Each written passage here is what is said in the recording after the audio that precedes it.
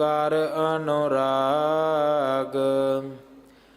ਏਕੰਕਾਰ ਸਤਿਗੁਰੂ ਜਿਹ ਪ੍ਰਸਾਦ ਸਚ ਹੋਏ। ਵਾਹਿਗੁਰੂ ਜੀ ਕੀ ਫਤਿਹ। ਬਿਘਨ ਬਿਨਾਸਨ ਸੋਏ। ਵਾਹਿਗੁਰੂ ਜੀ ਕੀ ਫਤਿਹ। ਬਿਘਨ ਬਿਨਾਸਨ ਸੋਏ। ਸੁਣ ਕੈ ਸ਼੍ਰੀ ਨਾਨਕ ਕੇ ਬਚਨਾ। ਇਨ ਤੀਨੋ ਕੀਨੋ ਮਨ ਖਚਨਾ। ਜਹ ਸਤ ਸੰਗਤ ਸੁਣੈ ਸਿਧਾਵਹਿ। ਸੇਵਾ ਕਰੈ ਸ਼ਬਦ ਮੁਖ ਗਾਵਹਿ। ਵਾਹਿਗੁਰੂ ਜੀ ਕਾ ਖਾਲਸਾ ਵਾਹਿਗੁਰੂ ਜੀ ਕੀ ਫਤਿਹ। ਗੁਰੂ ਦਰ ਤੇ ਹਾਜ਼ਰ ਗੁਰੂ ਸਵਾਰੇ ਖਾਲਸਾ ਜੀ, ਆਪ ਜੀ ਵਡਭਾਗੇ ਹੋ ਜੋ 8ਵੇਂ ਪਾਤਸ਼ਾਹ ਬਾਲਾ ਪ੍ਰੀਤਮ ਸਤਿਗੁਰੂ ਜਿਸ ਡਿਠੈ ਸਭ ਦੁੱਖ ਜਾਏ, ਇਹਨਾਂ ਅਜ਼ਮਤਾਂ ਵਡਿਆਈਆਂ ਦੇ ਮਾਲਕ ਗੁਰੂ ਹਰਕ੍ਰਿਸ਼ਨ ਸਾਹਿਬ ਮਹਾਰਾਜ ਜੀ ਦੇ ਪਵਿੱਤਰ ਚਰਨ ਛੋਹ ਪ੍ਰਾਪਤ ਇਤਿਹਾਸਕ ਅਸਥਾਨ ਗੁਰਦੁਆਰਾ ਬੰਗਲਾ ਸਾਹਿਬ ਜੀ ਦੀ ਯਾਤਰਾ ਕਰਦੇ ਹਾਂ। ਜੁਗੋ ਜੁਗ ਅਟਲ ਛਤਰ ਚਵਰ ਤਖਤ ਦੇ ਮਾਲਕ ਧੰਨ ਧੰਨ ਸ਼੍ਰੀ ਗੁਰੂ ਗ੍ਰੰਥ ਸਾਹਿਬ ਪਾਤਸ਼ਾਹ ਮਹਾਰਾਜ ਜੀ ਦੇ ਹਜ਼ੂਰ ਮਨੁੱਖਾ ਜੀਵਨ ਦੀਆਂ ਘੜੀਆਂ ਨੂੰ ਸਫਲਾ ਕਰ ਰਹੇ ਹੋ। ਹੁਣ ਸਮਾਂ ਹੈ ਗੁਰੂ ਦਰਬਾਰ ਦੇ ਨਿਯਮ ਅਨੁਸਾਰ ਗੁਰੂ ਇਤਿਹਾਸ ਦੀ ਚੱਲ ਰਹੀ ਲੜੀਵਾਰ ਕਥਾ ਦਾ ਆਪਣੀਆਂ ਮਨ ਬਿਰਤੀਆਂ ਇਕਾਗਰ ਕਰੋ। ਰਸਨਾ ਪਵਿੱਤਰ ਕਰਦੇ ਇੱਕ ਵਾਰ ਸਾਰੇ ਉਚਾਰਨ ਕਰੋ ਜੀ ਸਤਿਨਾਮ ਵਾਹਿਗੁਰੂ ਜੀ। ਇਹ ਇਤਿਹਾਸ ਪਹਿਲੇ ਪਾਤਸ਼ਾਹ ਜਾਹਰ ਪੀਰ ਜਗਤ ਗੁਰੂ ਕਲ ਤਾਰਨ ਆਏ ਸ਼੍ਰੀ ਗੁਰੂ ਨਾਨਕ ਦੇਵ ਮਹਾਰਾਜ ਜੀ ਦਾ ਹੈ। ਪ੍ਰਸੰਗ ਹੈ ਸਤਿਗੁਰੂ ਸ਼੍ਰੀ ਕਰਤਾਰਪੁਰ ਸਾਹਿਬ ਰਹਿੰਦੇ ਨੇ, ਖੇਤੀਬਾੜੀ ਕਰਦੇ ਨੇ, ਕਰਵਾਉਂਦੇ ਨੇ। ਬਹੁਤ ਸੁੰਦਰ ਧਰਮਸ਼ਾਲਾ ਬਣਾਈ ਹੈ ਜਿੱਥੇ ਦੋਨੋਂ ਹੀ ਵਕਤ ਬਾਣੀ ਦਾ ਕੀਰਤਨ, ਬਾਣੀ ਦੀ ਵਿਚਾਰ ਦਾ ਪ੍ਰਵਾਹ ਚੱਲਦਾ ਹੈ। ਹਜ਼ਾਰਾਂ ਸਿੱਖ ਆਉਂਦੇ ਨੇ, ਵਰਸਾਏ ਜਾਂਦੇ ਨੇ, ਬਖਸ਼ੇ ਜਾਂਦੇ ਨੇ। ਉਹਨਾਂ ਬਖਸ਼ੇ ਹੋਏ ਸਿੱਖਾਂ ਵਿੱਚੋਂ ਕੁਝ ਸਿੱਖਾਂ ਦੇ ਨਾਮ ਇਤਿਹਾਸ ਵਿੱਚ ਲਿਖੇ ਗਏ ਨੇ। ਕਿੰਨੀ ਕੁ ਉਹਨਾਂ ਦੀ ਵੱਡੀ ਖੁਸ਼ਕਿਸਮਤੀ ਹੋਏਗੀ ਕਿ ਉਹਨਾਂ ਦੇ ਨਾਵਾਂ ਤੋਂ ਸਾਖੀਆਂ ਸਾਨੂੰ ਪ੍ਰਾਪਤ ਨੇ। ਜਿਹੜੀ ਸਾਖੀ ਆਪਾਂ ਸੁਣ ਰਹੇ ਹਾਂ ਉਹਦੇ ਵਿੱਚ ਭਾਈ ਪ੍ਰਿਥੀ ਮੱਲ, ਸਹਿਗਲ ਅਤੇ ਰਾਮਾ ਡਿੱਡੀ ਇਹ ਤਿੰਨ ਵਿਅਕਤੀ ਨੇ ਜਿਹੜੇ ਗੁਰੂ ਦੀ ਸ਼ਰਨ ਵਿੱਚ ਆਏ ਨੇ। ਪ੍ਰਿਥੀ ਮਲ ਸਹਿਗਲ ਉਭੈ, ਰਾਮਾ ਡਿੱਡੀ ਤੀਨ, ਆਏ ਸ਼੍ਰੀ ਗੁਰਦਰਸ਼ ਕੋ, ਜਗਿਆਸਾ ਮਨ ਲੀਨ। ਜਗਿਆਸਾ ਕੀ ਹੈ? ਰੱਬ ਦਾ ਮਿਲਾਪ ਕਿਵੇਂ ਹੋ ਸਕਦਾ ਹੈ? ਸੌਖੇ ਢੰਗ ਨਾਲ। ਅੱਜ ਸਾਰੀ ਦੁਨੀਆ ਧਰਮੀ ਹੋ ਸਕਦੀ ਹੈ, ਪਰ ਧਰਮ ਨੂੰ ਇੰਨਾ ਪਚੀਦਾ ਬਣਾ ਦਿੱਤਾ ਗਿਆ, ਇੰਨਾ ਗੁੰਝਲਦਾਰ ਬਣਾ ਦਿੱਤਾ ਗਿਆ। ਧਰਮ ਦੇ ਵਿੱਚ ਇੰਨੇ ਅੰਧ ਵਿਸ਼ਵਾਸ, ਵਹਿਮ ਭਰਮ, ਕਰਮ ਕਾਂਡ ਪਾ ਦਿੱਤੇ ਗਏ, ਔਰ ਇੰਨਾ ਕਠਿਨ ਦੱਸਿਆ ਗਿਆ ਵੀ ਤੁਹਾਨੂੰ ਤਾਂ ਨੰਗੇ ਪੈਰੀ ਤੁਰਨਾ ਪਵੇਗਾ। ਹੁਣ ਤੁਸੀਂ ਵੇਖਿਆ ਹੋਣਾ ਹੈ, ਬੜੇ ਲੋਕ ਨੇ ਉਹ ਤੇ ਬਿਨਾਂ ਜਰਾਬਾਂ ਤੋਂ ਬੂਟ ਨਹੀਂ ਪਾ ਸਕਦੇ। ਉਹਨੂੰ ਕਿਹਾ ਜਾਵੇ ਵੀ ਤੂੰ ਨੰਗੇ ਪੈਰੀ ਤੁਰਨਾ ਹੈ, ਉਹ ਕਹੇਗਾ ਮੈਂ ਤੇ ਇਸ ਧਰਮ ਨਾਲੋਂ ਐਵੇਂ ਹੀ ਚੰਗਾ। ਸੋ ਧਰਮ ਦੇ ਵਿੱਚ ਜਿਹੜੀ ਕਠਿਨਤਾ ਪਾਈ ਗਈ, ਇਹਨੇ ਵੀ ਧਰਮ ਦਾ ਨੁਕਸਾਨ ਕੀਤਾ।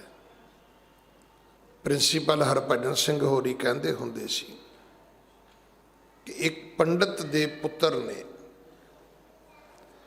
ਪੰਡਤ ਨੂੰ ਕਿਹਾ ਕਿ ਪਿਤਾ ਜੀ, ਮੈਂ ਤੁਹਾਡੇ ਧਰਮ 'ਚ ਨਹੀਂ ਰਹਿ ਸਕਦਾ। ਧਰਤੀ ਸੁੱਤੀ ਹੈ, ਧਰਤੀ ਜਾਗਦੀ ਹੈ, ਤਾਰਾ ਡੁੱਬਿਆ ਹੈ,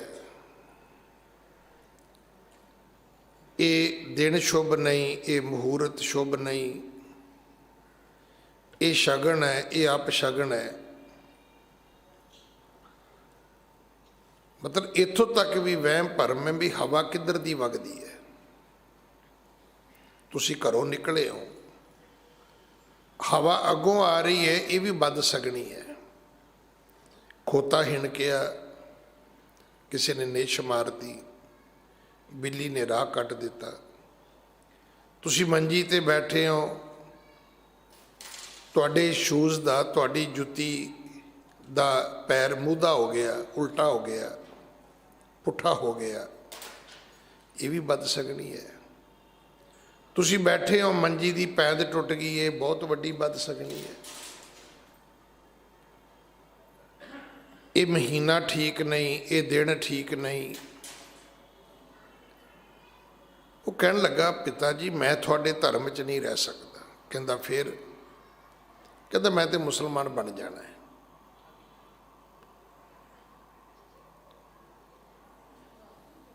ਪਿਤਾ ਬੜਾ ਚਿੰਤਤ ਹੋਇਆ ਵੀ ਹੁਣ ਕੀ ਬਣੇ। ਅਖੀਰ ਉਸਨੇ ਆਪ ਹੀ ਕਿਹਾ, ਕਹਿਣ ਲੱਗਾ, ਪੁੱਤਰ ਇਹ ਕੰਮ ਨਾ ਕਰ, ਇੰਨਾ ਵੀ ਮੇਰੇ ਤੇ ਜ਼ੁਲਮ ਨਾ ਕਰ ਵੀ ਮੈਂ ਮਰਨ ਵਾਸਤੇ ਮਜਬੂਰ ਹੋ ਜਾਵਾਂ। ਜੇ ਤੂੰ ਧਰਮ ਬਦਲਣਾ ਹੀ ਹੈ ਤਾਂ ਮੈਂ ਇੱਕ ਪਿਤਾ ਹੋਣ ਦੇ ਨਾਤੇ ਤੈਨੂੰ ਸਲਾਹ ਵੀ ਦਿੰਦਾ ਵੀ ਤੂੰ ਸਿੱਖ ਬਣ ਜਾ। ਜੋ ਤੂੰ ਚਾਹੁੰਦਾ ਉਹ ਵੀ ਹੋ ਜਾਏਗਾ ਤੇ ਮੇਰਾ ਧਰਮ ਵੀ ਬਚ ਜਾਏਗਾ। ਸੱਚੇ ਪਾਤਸ਼ਾਹ ਨੂੰ ਇਹਨਾਂ ਨੇ ਆ ਕੇ ਤਿੰਨ ਸਿੱਖਾਂ ਨੇ ਬੇਨਤੀ ਕੀਤੀ ਹੈ ਤੇ ਗੁਰੂ ਜੀ ਨੇ ਸਮਝਾਇਆ ਵੀ ਕੰਮ ਹੀ ਸੌਖਾ ਹੈ। ਤਾਂ ਤੁਸੀਂ ਤਮੋ ਗੁਣੀ ਭਗਤੀ ਛੱਡ ਦਿਓ, ਰਜੋ ਗੁਣੀ ਸਤੋ ਗੁਣੀ ਕਰੋ। ਕਹਿਣ ਲੱਗੇ ਜੀ ਸਾਨੂੰ ਆਉਂਦੀ ਨਹੀਂ। ਗੁਰੂ ਜੀ ਨੇ ਦੱਸਿਆ ਰਜੋ ਗੁਣੀ ਕਿਹੜੀ ਹੈ, ਫਿਰ ਇਹ ਵੀ ਦੱਸਿਆ ਵੀ ਸ਼ਾਂਤ ਕੀ ਤਪ ਕਿਹੜਾ ਹੈ। ਸ਼ਾਂਤ ਕੀ ਤਪ ਹੈ ਜਿਹਦੇ ਵਿੱਚ ਨਿਰੋਲ ਭਗਤੀ ਹੈ। ਇਹ ਜਿਹੜਾ ਹੈ ਨਾ ਪਰਾਇਆ ਰੂਪ ਨਾ ਤੱਕਣਾ, ਇਹ ਰਜੋਗੁਣੀ ਭਗਤੀ ਹੈ। ਕੰਨਾਂ ਨਾਲ ਨਿੰਦਿਆ ਨਾ ਸੁਣਨੀ, ਇਹ ਰਜੋਗੁਣੀ ਭਗਤੀ ਹੈ। ਕਿਸੇ ਦੀ ਨਿੰਦਿਆ ਜ਼ੁਬਾਨ ਤੋਂ ਨਾ ਕਰਨੀ, ਇਹ ਰਜੋਗੁਣੀ ਭਗਤੀ ਹੈ। ਪਰ ਪਾਠ ਕਰਨਾ, ਪਰਮਾਤਮਾ ਵਿੱਚ ਆਪਣੀ ਸੁਰਤ ਜੋੜਨੀ, ਮਨ ਨੂੰ ਭਟਕਣ ਤੋਂ ਰੋਕਣਾ, ਜਿਹੜਾ ਧਰਮ ਸਰੀਰ ਦੀ ਸਤ੍ਹਾ ਤੇ ਹੈ ਉਹ ਰਜੋਗੁਣੀ ਹੈ। ਜਿਹੜਾ ਫਿਰ ਆਤਮਾ ਤੇ ਮਨ ਦੀ ਸਤ੍ਹਾ ਤੇ ਚਲਾ ਜਾਏਗਾ ਉਹ ਸ਼ਾਂਤਕੀ ਹੈ, ਉਹ ਸਤੋਗੁਣੀ ਹੈ। ਹੁਣ ਸਤੋਗੁਣੀ ਦੇ ਵਿੱਚ ਜਿਹੜਾ ਵੱਡਾ ਸਬਜੈਕਟ ਉਹ ਮਨ ਦਾ ਹੈ, ਤੇ ਮਨ ਨੂੰ ਰੋਕਣ ਲਈ ਇੱਥੋਂ ਤੱਕ ਘੋੜੇ ਦੀ ਉਦਾਹਰਨ ਵੀ ਦਿੱਤੀ ਸਤਿਗੁਰਾਂ ਨੇ ਪਰਸੋਂ। ਘੋੜੇ ਨੂੰ ਪੇਟ ਦਾ ਰੋਗ ਬਹੁਤ ਛੇਤੀ ਲੱਗਦਾ ਹੈ। ਮੈਂ ਤਾਂ ਕਈ ਵਾਰੀ ਬੇਨਤੀ ਕਰਦਾ ਵੀ ਇਹ ਕਥਾ ਨੂੰ ਸੁਣਨ ਲਈ ਵੀ ਨੌਲੇਜ ਚਾਹੀਦੀ ਹੈ। ਜਿਹਦੇ ਕੋਲ ਜਾਣਕਾਰੀ ਨਹੀਂ ਹੈਗੀ ਉਹਦੇ ਲਈ ਇਹ ਕਥਾ ਕਿਸੇ ਕੰਮ ਦੀ ਨਹੀਂ ਹੈ, ਕਿਉਂਕਿ ਉਹਦਾ ਮਨ ਮੰਨੇਗਾ ਹੀ ਨਹੀਂ। ਕੋਈ ਕਹਾਣੀ, ਕੋਈ ਕਥਾ, ਕੋਈ ਸਾਖੀ ਸੁਣ ਲੈਣੀ, ਬੋਲ ਦੇਣੀ ਬੜੀ ਚੰਗੀ ਗੱਲ ਹੈ, ਪਰ ਜਿੰਨਾ ਚਿਰ ਤੁਹਾਡਾ ਮਨ ਨਹੀਂ ਮੰਨੇਗਾ ਤੁਹਾਨੂੰ ਉਹਦੇ ਤੋਂ ਲਾਭ ਕੋਈ ਨਹੀਂ ਹੋਏਗਾ। ਅੱਜ ਤੁਸੀਂ ਵੇਖਿਆ ਹੀ ਹੈ, ਇੰਸ਼ੋਰੈਂਸ ਵਾਲੇ ਆਉਂਦੇ ਨੇ, ਦੇਸੀ ਦਵਾਈਆਂ ਵੇਚਣ ਵਾਲੇ ਆਉਂਦੇ ਨੇ, ਕੋਈ ਅਕੂਪੰਕਚਰ ਵਾਲਾ ਆਉਂਦਾ ਹੈ, ਕੋਈ ਅਕੂਪ੍ਰੈਸ਼ਰ ਵਾਲਾ ਆਉਂਦਾ ਹੈ, ਕੋਈ ਹੈਮੋਪੈਥੀ ਆਉਂਦਾ ਹੈ, ਕੋਈ ਐਲੋਪੈਥੀ ਆਉਂਦਾ ਹੈ। ਉਹ ਤੁਹਾਨੂੰ 20-25 ਗੁਣ ਦੱਸਦੇ ਨੇ, ਤੇ ਤੁਸੀਂ ਜਦੋਂ ਨਹੀਂ ਤੁਹਾਡੇ ਪੱਲੇ ਕੁਛ ਪੈਂਦਾ ਤੁਸੀਂ ਪਤਾ ਕੀ ਕਹਿੰਦੇ ਹੋ? ਕੋਈ ਨਹੀਂ, ਆਪਾਂ ਨੈਕਸਟ ਟਾਈਮ ਬੈਠਾਂਗੇ, ਕੋਈ ਨਹੀਂ ਤੁਸੀਂ ਫਿਰ ਆਇਓ। ਉਹਦਾ ਅਰਥ ਹੁੰਦਾ ਵੀ ਜਾ ਬਾਬਾ ਮੇਰਾ ਖਹਿੜਾ ਛੱਡ।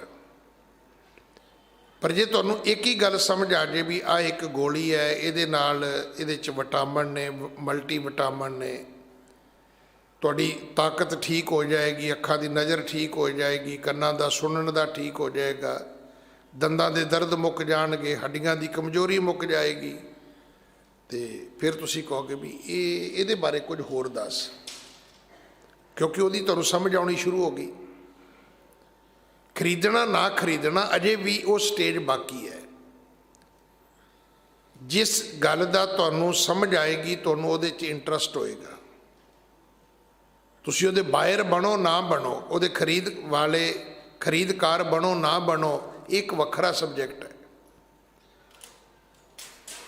ਕਿ ਦੁਨੀਆ ਦੀ ਹਰ ਚੀਜ਼ ਜਿਹੜੀ ਮੈਨੂੰ ਪਸੰਦ ਹੈ ਮੈਂ ਖਰੀਦ ਸਕਦਾ? ਨਹੀਂ, ਉਹਦੇ ਲਈ ਪੈਸੇ ਵੀ ਹੋਣੇ ਚਾਹੀਦੇ ਨੇ। ਫਿਰ ਖਰੀਦ ਕੇ ਵੀ ਕੀ ਕਰੋਗੇ? ਕਈ ਗੱਲਾਂ ਲਈ ਤੁਹਾਡੇ ਕੋਲ ਪੈਸੇ ਵੀ ਹੈਗੇ ਨੇ, ਤੁਸੀਂ ਖਰੀਦ ਵੀ ਸਕਦੇ ਹੋ, ਪਰ ਉਹ ਚੀਜ਼ ਤੁਹਾਡੀ ਵਰਤੋਂ 'ਚ ਨਹੀਂ ਹੈਗੀ। ਫਿਰ ਕੀ ਕਰੋਗੇ? ਫਿਰ ਕੀ ਕਰੋਗੇ? ਕੋਈ ਚੀਜ਼ ਤੁਸੀਂ ਖਰੀਦ ਲਓਗੇ, ਤੁਸੀਂ ਘਰ ਰੱਖਣ ਜੋਗੇ ਨਹੀਂ ਹੈਗੇ, ਉਨੀ ਜਗ੍ਹਾ ਹੀ ਹੈ ਨਹੀਂ ਤੁਹਾਡੇ ਘਰ 'ਚ, ਫਿਰ ਕੀ ਕਰੋਗੇ? ਗੁਰੂ ਨਾਨਕ ਦੇ ਪਿਤਾ ਜੀ ਨੇ ਕਿਰਪਾ ਕਰ ਦਿੱਤੀ ਕਿ ਜਬੈ ਸ਼ਬਦ ਨੇ ਮਨ ਸਮਝਾਇਓ, ਕਾਜੈ ਕਾਰਨ ਬਾਜ ਸਮ ਭਾਇਓ, ਜਨਮ ਮਰਨ ਕੋ ਰੋਗ ਬਿਦਾਰਾ, ਇਹ ਸ਼ਾਂਤ ਕੀ ਤਪ ਜੋ ਸਖਾਰਾ। ਗੁਰੂ ਨੇ ਘੋੜੇ ਦੀ ਉਦਾਹਰਣ ਦਿੱਤੀ। ਦੇਖੋ, ਘੋੜੇ ਨੂੰ ਪੇਟ ਦਾ ਰੋਗ ਹੋਣਾ ਹੀ ਹੋਣਾ ਹੈ। ਮਤ ਸੋਚੋ ਵੀ ਨਹੀਂ ਜੀ, ਮੈਂ ਰੋਜ਼ ਬੇਨਤੀ ਕਰਦਾ ਕਿ ਇੱਕ ਪੱਖ ਹੈ, ਸਾਈਕਲ ਲੈ ਲਓ ਜੀ, ਸਕੂਟਰ ਲੈ ਲਓ ਜੀ, ਦਵਾਈ ਲੈ ਲਓ ਜੀ, ਕੱਪੜਾ ਲੈ ਲਓ ਜੀ, ਕੋਟੀ ਸਵੈਟਰ ਲੈ ਲਓ ਜੀ, ਸਰਦੀ ਹੈ ਜੀ। ਇੱਕ ਦੂਜਾ ਪੱਖ ਵੀ ਹੈ, ਜੇ ਮੈਂ ਸਾਈਕਲ ਨਾ ਲਵਾਂ ਜੀ, ਜੇ ਮੈਂ ਦਵਾਈ ਨਾ ਖਾਵਾਂ ਜੀ, ਜੇ ਮੈਂ ਗਰਮ ਕੱਪੜੇ ਨਾ ਪਾਵਾਂ ਜੀ, ਉਹਦਾ ਦੂਜਾ ਪੱਖ ਵੀ ਹੈ ਵੀ ਭਾਈ ਫਿਰ ਕਰੋਨੇ ਨਾਲੋਂ ਭੈੜਾ ਨਮੂਨੀਆ ਹੁੰਦਾ ਹੈ। ਅਸੀਂ ਦੂਜਾ ਪੱਖ ਨਹੀਂ ਸੁਣਦੇ। ਗੁਰਬਾਣੀ ਵਿੱਚ ਇੱਕ ਪੰਕਤੀ ਆਉਂਦੀ ਹੈ ਪ੍ਰਭੂ ਦੇ ਸਿਮਰਨ ਬਾਰੇ, ਇੱਕ ਨਹੀਂ ਹਜ਼ਾਰਾਂ ਵੀ ਆਉਂਦੀਆਂ ਨੇ। ਸਿਮਰਨ ਕਰੋਗੇ ਇਹ ਹੋਏਗਾ, ਸਿਮਰਨ ਕਰੋਗੇ ਇੰਜ ਹੋਏਗਾ, ਸਿਮਰਨ ਕਰੋਗੇ ਇੰਜ ਹੋਏਗਾ। ਤੁਸੀਂ ਕਹੋਗੇ ਜੀ ਸਾਡੇ ਕੋਲ ਤਾਂ ਟਾਈਮ ਹੈ ਨਹੀਂ, ਇਹ ਤਾਂ ਭਾਈਆਂ ਦਾ ਵਿਹਲਿਆਂ ਦਾ ਕੰਮ ਹੈ। ਠੀਕ ਹੈ, ਇੱਥੋਂ ਤੱਕ ਤੁਹਾਡਾ ਹੱਕ ਹੈ। ਜ਼ਰੂਰੀ ਨਹੀਂ ਕਿ ਮੈਂ ਤੁਹਾਨੂੰ ਕਹਾਂ ਜੀ ਮੇਰਾ ਸਮਾਨ ਖਰੀਦ ਲਓ ਤੇ ਤੁਹਾਨੂੰ ਖਰੀਦ ਲੈਣਾ ਚਾਹੀਦਾ। ਠੀਕ ਹੈ, ਗੱਲ ਤੁਹਾਨੂੰ ਨਹੀਂ ਗੱਲ ਠੀਕ ਲੱਗੀ, ਤੁਸੀਂ ਨਾ ਲਓ। ਹੁਣ ਦੂਜਾ ਪੱਖ ਵੀ ਹੈ ਕਿ ਜੇ ਸਿਮਰਨ ਨਹੀਂ ਕਰੋਗੇ ਤਾਂ ਫਿਰ ਕੀ ਹੋਏਗਾ? ਕਦੇ ਪੁੱਛਿਆ ਤੁਸੀਂ? ਮੈਂ ਕੱਲ ਵੀ ਇੱਕ ਉਦਾਹਰਨ ਦਿੱਤੀ ਸੀ ਵੀ ਤੁਸੀਂ ਡਾਕਟਰ ਕੋਲ ਗਏ, ਡਾਕਟਰ ਨੇ ਕਿਹਾ ਵੀ ਇਸ ਬਿਮਾਰੀ ਦਾ ਇਲਾਜ ਸਰਜਰੀ ਹੈ। ਹੁਣ ਤੁਸੀਂ ਪੁੱਛਿਆ ਜੀ ਪੈਸੇ, ਉਹ ਕਹਿੰਦਾ ਜੀ 20 ਲੱਖ ਲੱਗੇਗਾ। ਤੁਸੀਂ ਕਿਹਾ ਨਹੀਂ ਡਾਕਟਰ ਸਾਹਿਬ ਮੈਂ ਸਰਜਰੀ ਨਹੀਂ ਕਰਾ ਸਕਦਾ, ਮੇਰੇ ਕੋਲ ਪੈਸੇ ਨਹੀਂ ਹੈਗੇ। ਉਹ ਕਹੂਗਾ ਤੁਹਾਡੀ ਮਰਜ਼ੀ ਹੈ। ਹੁਣ ਇੱਕ ਗਲਤੀ ਤੁਸੀਂ ਕਰਨ ਲੱਗੇ ਹੋ। ਹੁਣ ਡਾਕਟਰ ਨੂੰ ਇਹ ਵੀ ਪੁੱਛੋ ਵੀ ਜੇ ਮੈਂ ਸਰਜਰੀ ਨਹੀਂ ਕਰਾਉਂਦਾ, ਮੈਂ ਇਹਦੇ ਕੋਲ ਇੰਨੇ ਪੈਸੇ ਨਹੀਂ ਹੁੰਦੇ, ਤੇ ਫਿਰ ਕੀ ਹੋਏਗਾ? ਉਹ ਦੱਸੇਗਾ ਵੀ 6 ਮਹੀਨਿਆਂ 'ਚ ਤੇਰਾ ਭੋਗ ਪੈ ਜਾਏਗਾ। ਉਹ ਗੱਲ ਤੇ ਤੁਸੀਂ ਪੁੱਛੀ ਨਹੀਂ। ਇਹ ਗੱਲ ਤੁਸੀਂ ਨਹੀਂ ਪੁੱਛੀ। ਤੁਸੀਂ ਤਾਂ ਇੱਕ ਹੀ ਪੁੱਛਿਆ ਨਾ ਵੀ ਡਾਕਟਰ ਨੇ 20 ਲੱਖ ਦਾ ਲਾਲਚ ਕਰ ਲਿਆ, ਉਹ ਕਹਿੰਦਾ ਜੀ ਆਪਰੇਸ਼ਨ ਕਰਾਓ, ਮੇਰੇ ਕੋਲ ਪੈਸੇ ਹੈ ਨਹੀਂ ਸੀ, ਮੈਂ ਮਨਾ ਕਰ ਦਿੱਤਾ। ਦੂਸਰਾ ਪੱਖ ਕੀ ਇਸ ਇੰਨੀ ਗੱਲ ਕਹਿਣ ਨਾਲ ਬਿਮਾਰੀ ਹਟ ਜਾਏਗੀ? ਅਗਰ ਗੱਲ ਸਰਜਰੀ ਤੱਕ ਚਲੀ ਗਈ ਹੈ ਤੇ ਇਹਦਾ ਅਰਥ ਹੈ ਬਿਮਾਰੀ ਡੇਂਜਰਸ ਹੈ, ਫਿਰ ਤਾਂ ਮੌਤ ਨਿਸ਼ਚਿਤ ਹੈ। ਹੁਣ ਤੁਸੀਂ ਕੀ ਚਾਹੁੰਦੇ ਹੋ? ਮਰਨਾ ਚਾਹੁੰਦੇ ਹੋ ਜਾਂ 20 ਲੱਖ ਵਿੱਚ ਆਪਣੇ ਆਪ ਨੂੰ ਬਚਾਉਣਾ ਚਾਹੁੰਦੇ ਹੋ? ਇਹ ਫੈਸਲਾ ਤੁਸੀਂ ਕਰਨਾ ਹੈ। ਗੁਰੂ ਜੀ ਨੇ ਘੋੜੇ ਦੀ ਉਦਾਹਰਣ ਦੇ ਕੇ ਸਮਝਾਇਆ ਕਿ ਇਹ ਮਨ ਜਿਹੜਾ ਹੈ, ਮਨ ਪੰਖੀ ਭਇਓ ਉੱਡ ਉੱਡ ਦਹਿ ਦਿਸ਼ ਜਾਏ। ਕੋਈ ਦੁਨੀਆ ਦਾ ਵੱਡੇ ਤੋਂ ਵੱਡਾ ਬੰਦਾ ਕਵੇ ਨਹੀਂ ਜੀ ਮੇਰਾ ਮਨ ਤੇ ਕਾਬੂ 'ਚ ਹੈ, ਸਮਝ ਲੈਣਾ ਝੂਠ ਬੋਲਦਾ ਹੈ। ਮਨ ਕਿਸੇ ਦਾ ਵੀ ਕਾਬੂ ਵਿੱਚ ਨਹੀਂ ਹੈ, ਤੇ ਜਿਹਦਾ ਕਾਬੂ ਵਿੱਚ ਹੈ ਉਹ ਫਿਰ ਮਨੁੱਖ ਨਹੀਂ ਹੈ, ਉਹ ਮਨੁੱਖ ਨਹੀਂ ਹੈ।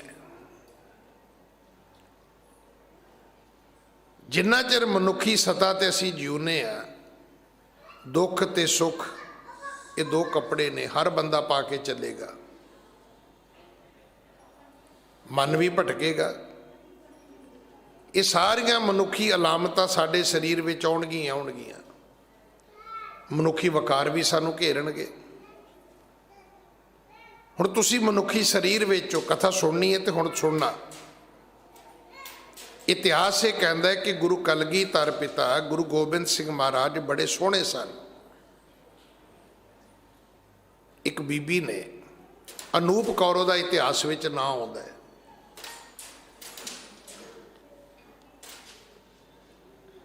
ਕਿ ਉਹਨੇ ਆਪਣੇ ਘਰ ਬੁਲਾਇਆ, ਪ੍ਰਸ਼ਾਦਾ ਪਾਣੀ ਛਕਾਇਆ। ਹੁਣ ਸੁਣੀ ਜਾਣਾ। ਤੇ ਕੀ ਕਹਿੰਦੀ ਹੈ? ਕਹਿੰਦੀ ਜੀ ਮੈਂ ਚਾਹੁੰਦੀ ਹਾਂ ਮੇਰੀ ਕੁੱਖ ਤੋਂ ਤੁਹਾਡੇ ਵਰਗਾ ਸੁੰਦਰ ਬਾਲਕ ਜਨਮ ਲਵੇ। ਹੁਣ ਦੱਸੋ ਕਿੱਡੀ ਵੱਡੀ ਬੁਰਾਈ ਉਸ ਔਰਤ ਦੇ ਮਨ ਵਿੱਚ ਆਈ ਹੈ। ਜੇ ਤੁਸੀਂ ਸੋਹਣੇ ਹੋ ਤੇ ਤੁਹਾਨੂੰ ਲੋਕ ਇਦਾਂ ਦੀਆਂ ਗੱਲਾਂ ਕਰਨਗੇ। ਕੋਈ ਭੈਣ ਸੋਹਣੀ ਹੋਏਗੀ ਤੇ ਉਹਨੂੰ ਕੋਈ ਬੰਦਾ ਇਸ ਤਰ੍ਹਾਂ ਦੇ ਸ਼ਬਦ ਬੋਲੇਗਾ। ਵੀਰ ਸੋਹਣਾ ਹੋਏਗਾ, ਹੋ ਸਕਦਾ ਕੋਈ ਧੀ ਭੈਣ ਬੱਚੀ ਵੀ ਇਹ ਕਵੇ ਕਿ ਮੈਨੂੰ ਜੀ ਤੁਸੀਂ ਬੜੇ ਸੋਹਣੇ ਲੱਗਦੇ ਹੋ। ਇਹ ਸੁਭਾਵਕ ਹੈ। ਕਈ ਲੋਕ ਨਾ ਉਦਾਂ ਹੀ ਕਰੈਕਟਰ ਦਾ ਦਾਅਵਾ ਕਰਦੇ ਫਿਰਦੇ ਨੇ। ਨਹੀਂ, ਜਦੋਂ ਤੁਸੀਂ ਦੁਨੀਆ ਦੀ ਸਤ੍ਹਾ ਤੇ ਤੁਰਨਾ ਹੈ ਤੇ ਤੁਹਾਨੂੰ ਇਹਨਾਂ ਗੱਲਾਂ ਤੋਂ ਸੁਚੇਤ ਹੋਣਾ ਪਵੇਗਾ। ਵੇਖੋ ਗੁਰੂ ਗੋਬਿੰਦ ਸਿੰਘ ਨਾਲੋਂ ਵੱਡੇ ਤਾਂ ਤੁਸੀਂ ਨਹੀਂ ਹੋ ਸਕਦੇ।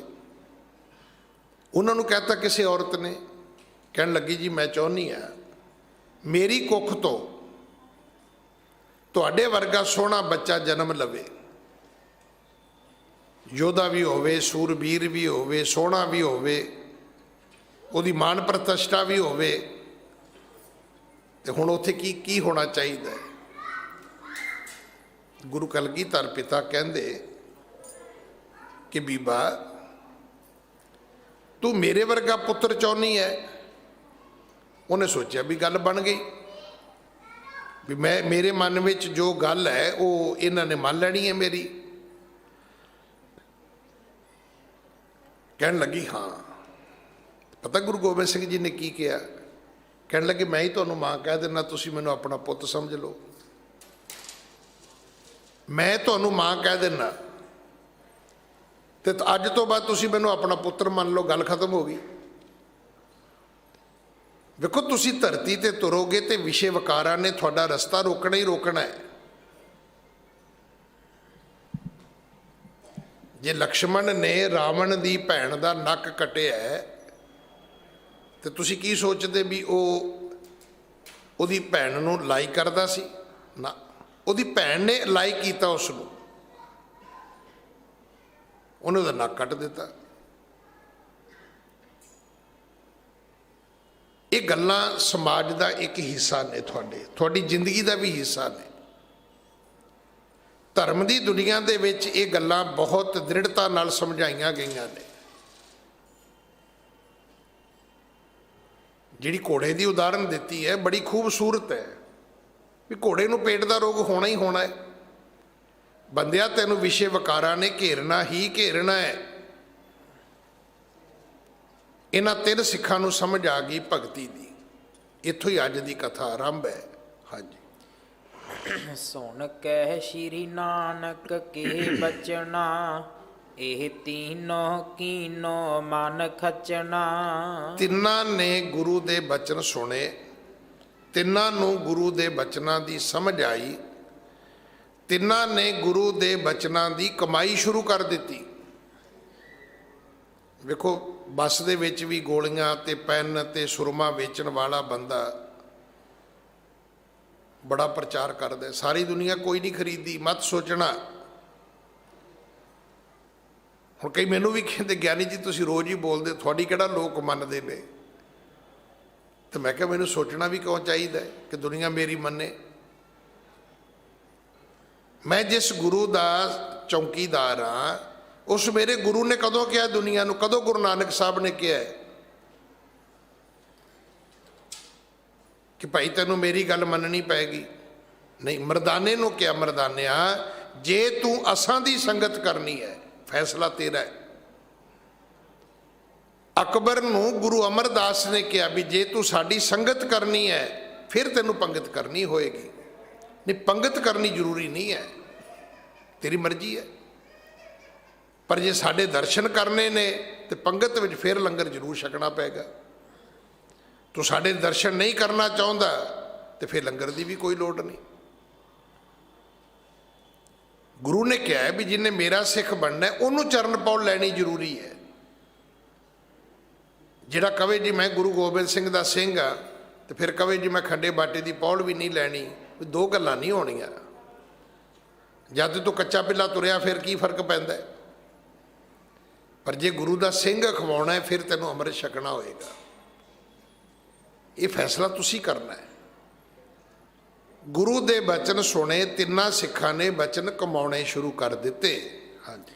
ਜਹ ਸਤ ਸੰਗਤ ਸੁਣੈ ਸਿਧਾਵੈ, ਸੇਵਾ ਕਰੈ ਸ਼ਬਦ ਮੁਖ ਗਾਵੈ। ਜਿੱਥੇ ਸਤ ਸੰਗਤ ਹੁੰਦੀ ਹੈ ਇਹ ਤਿੰਨੋਂ ਦੌੜ ਕੇ ਉੱਥੇ ਜਾਂਦੇ ਨੇ। ਫਿਰ ਕੀ ਕਰਦੇ ਨੇ? ਸੇਵਾ ਕਰਦੇ ਨੇ। ਫਿਰ ਕੀ ਕਰਦੇ ਨੇ? ਬਾਣੀ ਪੜ੍ਹਦੇ ਨੇ। ਇਹ ਦੋ ਗੱਲਾਂ ਦਾ ਧਿਆਨ ਰੱਖਣਾ। ਅਮੂਮਨ ਤੁਸੀਂ ਵੇਖਿਆ ਹੋਏਗਾ ਬੰਦੇ ਸੇਵਾ ਉੱਥੇ ਕਰਦੇ ਨੇ ਜਿੱਥੇ ਥੋੜ੍ਹੀ ਜਿਹੀ ਚੁਟਕਲੇਬਾਜ਼ੀ ਵੀ ਚੱਲਦੀ ਰਹੇ। ਔਰ ਸੁਣਾ ਕੀ ਹਾਲ ਹੈ, ਉੱਥੇ ਫਿਰ ਘੰਟੇ ਘੰਟਾ ਸੇਵਾ ਕਰਦੇ ਰਹਿਣਗੇ।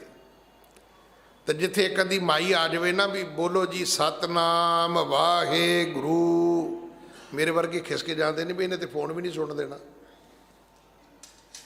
ਉੱਥੇ ਨਹੀਂ ਫਿਰ ਬੰਦੇ ਸੇਵਾ ਕਰਦੇ।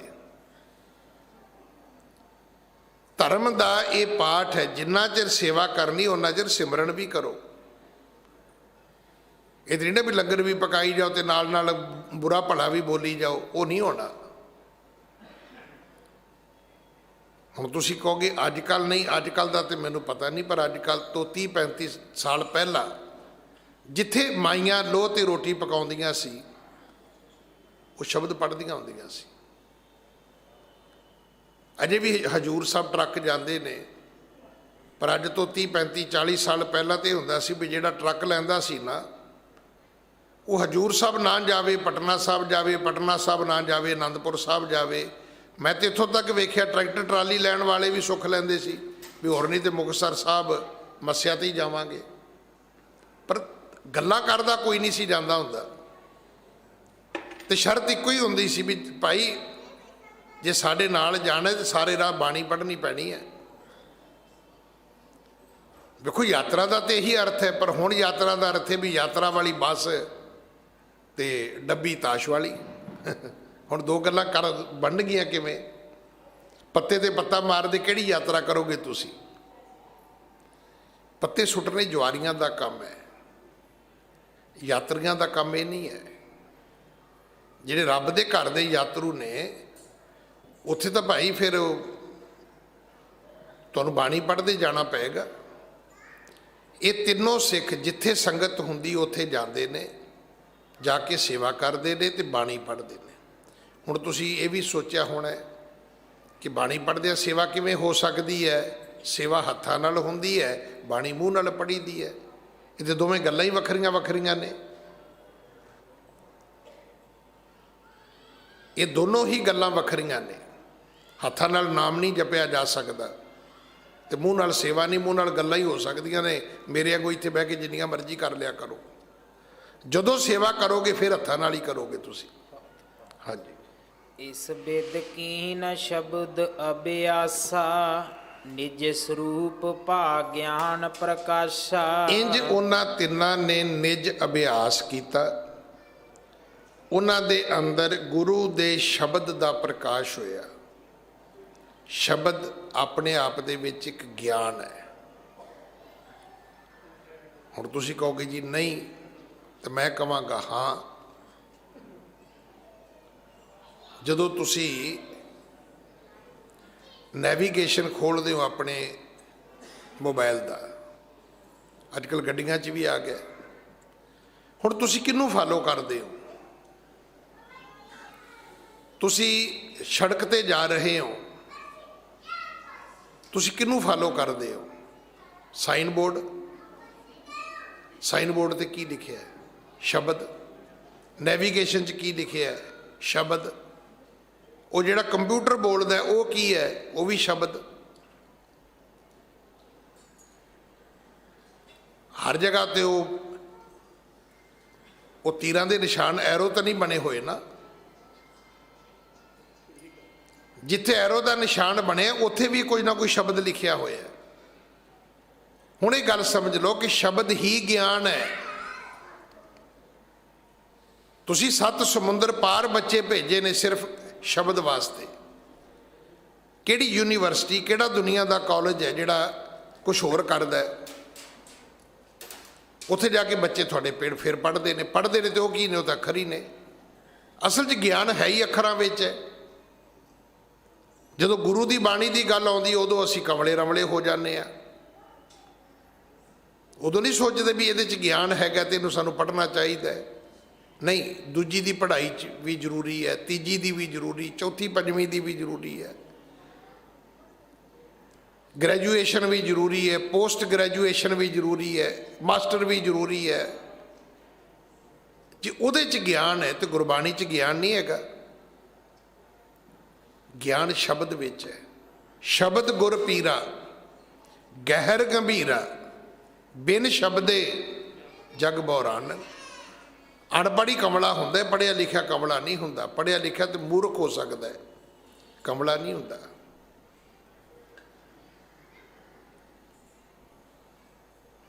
ਵੇਖੋ, ਤੁਸੀਂ ਬੈਠਣਾ ਸ਼ੁਰੂ ਕਰੋ। ਮੈਂ ਬੈਠਾ ਬੈਠਾ ਸੋਚ ਰਿਹਾ ਸੀ, ਆਪਾਂ ਕਹਿ ਦਿੰਦੇ ਵੀ ਤੇਰੇ ਤੋਂ ਗਲਤੀ ਹੋਈ ਹੈ। ਭੁੱਲ ਔਰ ਗਲਤੀ 'ਚ ਫਰਕ ਹੈ। ਭੁੱਲ ਹੁੰਦੀ ਕੋਈ ਚੀਜ਼ ਮਿਸ ਕਰ ਜਾਣੀ, ਇਹ ਭੁੱਲ ਹੈ। ਗਲਤੀ ਹੁੰਦੀ ਕੁਛ ਉਲਟਾ ਕਰ ਜਾਣਾ।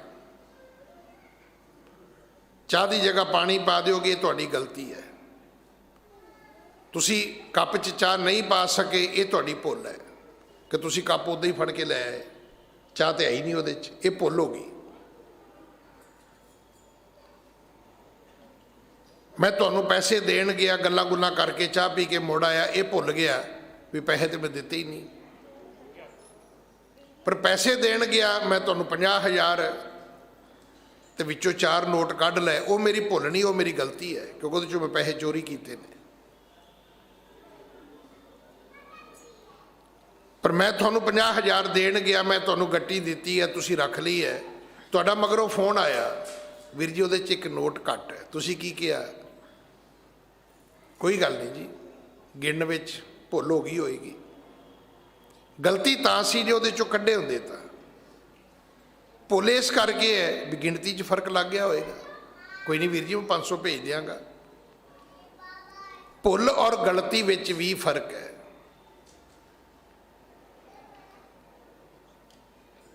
ਅਨਪੜ੍ਹ ਆਦਮੀ ਜਿਹੜੇ ਹੁੰਦੇ ਨੇ ਉਹ ਮੂਰਖ ਨਹੀਂ ਹੁੰਦੇ, ਮੂਰਖ ਪੜ੍ਹੇ ਲਿਖੇ ਹੁੰਦੇ ਨੇ। ਅਨਪੜ੍ਹ ਆਦਮੀ ਬੇਸਮਝ ਹੁੰਦਾ ਹੈ, ਉਹਨੂੰ ਨਹੀਂ ਪਤਾ। ਪਰ ਪੜ੍ਹਿਆ ਲਿਖਿਆ ਤੁਸੀਂ ਕਹੋ ਜੀ ਇਹ ਬੇਸਮਝ ਹੈ, ਇਹ ਬੇਸਮਝ ਨਹੀਂ ਹੈ, ਇਹ ਤਾਂ ਮੂਰਖ ਹੈ। ਜੋ ਕਰੇਗਾ ਜਾਣ ਬੁੱਝ ਕੇ ਕਰੇਗਾ। ਹਾਂਜੀ। ਜੁਤ ਪਰਵਾਰ ਤਰੇ ਸੰਸਾਰਾ, ਗੁਰ ਉਪਦੇਸ਼ ਜੋ ਦਿੜ ਉਰ ਤਾਰਾ। ਇਹ ਤਿੰਨੋਂ ਸਮੇਤ ਪਰਿਵਾਰ ਤਰੇ ਨੇ। ਔਰ ਇਸ ਗੱਲ ਦੀ ਗਰੰਟੀ ਲਿਖ ਲਓ, ਜੇ ਪਿਓ ਅਮੀਰ ਹੋਇਆ ਤੇ ਘੱਟੋ ਘੱਟ ਘਰ ਵਿੱਚ 3-4 ਜੀ ਵੀ ਅਮੀਰ ਹੋਏ ਨੇ। ਮੈਂ ਤਾਂ ਇੱਥੋਂ ਤੱਕ ਵੀ ਮੰਨਦਾ ਕਿ ਜੇ ਘਰ ਦਾ ਇੱਕ ਬੰਦਾ ਅੰਮ੍ਰਿਤਧਾਰੀ ਹੋਇਆ ਤਾਂ ਉਸ ਘਰ ਵਿੱਚ 4 ਬੰਦੇ ਅੰਮ੍ਰਿਤਧਾਰੀ ਘੱਟੋ ਘੱਟ ਹੋਣਗੇ। ਉਹ ਆਪਣੇ ਬੁੱਢੇ ਮਾਂ-ਬਾਪ ਨੂੰ ਵੀ ਕੋਸ਼ਿਸ਼ ਕਰੇਗਾ ਵੀ ਪਿਤਾ ਜੀ ਤੁਸੀਂ ਵੀ ਅੰਮ੍ਰਿਤ ਛਕ ਲਓ, ਤੁਹਾਡੀ ਤਾਂ ਉਮਰ ਹੈ ਹੀ ਨਹੀਂ ਖਾਣ ਪੀਣ ਦੀ, ਚਲੋ ਮੈਂ ਤੇ ਖਾਣ ਪੀਣ ਵਾਲਾ ਸੀ, ਮੈਂ ਛਕ ਲਿਆ। ਫਿਰ ਉਹ ਆਪਣੀ ਘਰ ਵਾਲੀ ਨੂੰ ਵੀ ਕਹੇਗਾ ਵੀ ਭਲੀਏ ਲੋਕਾਂ ਦੇ ਘਰ ਵਾਲੇ ਤੇ ਪੀ ਕੇ ਡਿੱਗ ਕੇ ਆਉਂਦੇ ਨੇ, ਤੂੰ ਵੀ ਛਕ ਲੈ। ਫਿਰ ਉਹ ਬੱਚਿਆਂ ਨੂੰ ਵੀ ਕੋਸ਼ਿਸ਼ ਕਰੇਗਾ।